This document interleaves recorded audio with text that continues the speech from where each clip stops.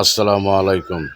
বাংলাদেশে কিছু নাফরমান আছে, ওরা আবার মৌলবি টাইটেল দেয়, বলে হজের অংশ নাকি মদিনায় যেতে হবে না, মদিনায় কাবা কাবা করে হজ করলেই চলবে, নবীজির রোজায় যেতে হবে না, এটা হজের অংশ নয়।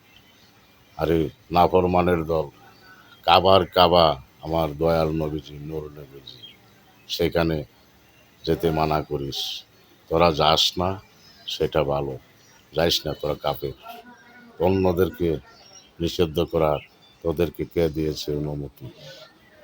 আর আরো অনেক নাফরমান আছে, বলে খাজা বাবা বুয়া বুয়া বুয়া খাজা চোখের দিকে তাকিয়ে অনেকে ডাকাত ইসলাম গ্রহণ করেছে, কোটি কোটি মানুষ মুসলমান হয়েছে খাজা বাবার ওসিলায়।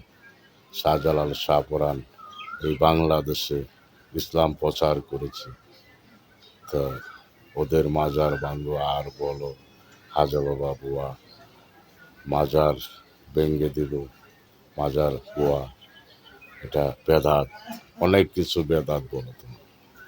মাজারে গুরু দেওয়া, এই সেই দেওয়া বেদাত, এটি ইয়াদ দিয়া দাও, মাদ্রাসায় দিয়ে দিও, এতিমখানায় দিয়ে দাও।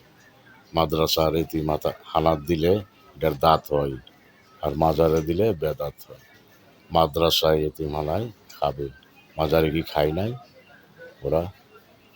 মাজারে খায় অসহায় গরিব যারা আছে, যেই হাক তারা ও খেতে তো ওরা খাচ্ছেই তো। ওরা তো তোমাদের মতো ব্যাংকে নিয়ে রাখছে না, যারা ব্যাংক ব্যালেন্স করো মাদ্রাসা দিয়ে, বলো মাদ্রাসায় দিয়ে দাও, মাজারে না দিয়ে। তো তোমাদের মতো ব্যাংক ব্যালেন্স তো করে নাই, বাড়িঘর করে নাই, প্রতিষ্ঠান করে নাই, তারা মাজারে দিয়ে আসে, খেয়ে পেলে পাগল ফকির যারা আছে তারা খায়, গরিবরা। তোমরা মাজারের দুর্নাম করতে যাও কেন?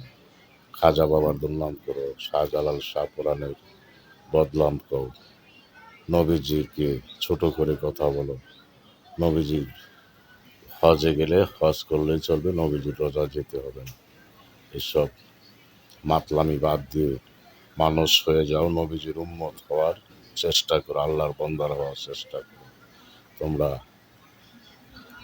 ইয়ার ফেরাউনের উম্মত হইও না, আবু জাহেলের উম্মত হইও না, নবীজির উম্মত হইয়া কবরে যাও, তাহলে আল্লাহকে পাইবা।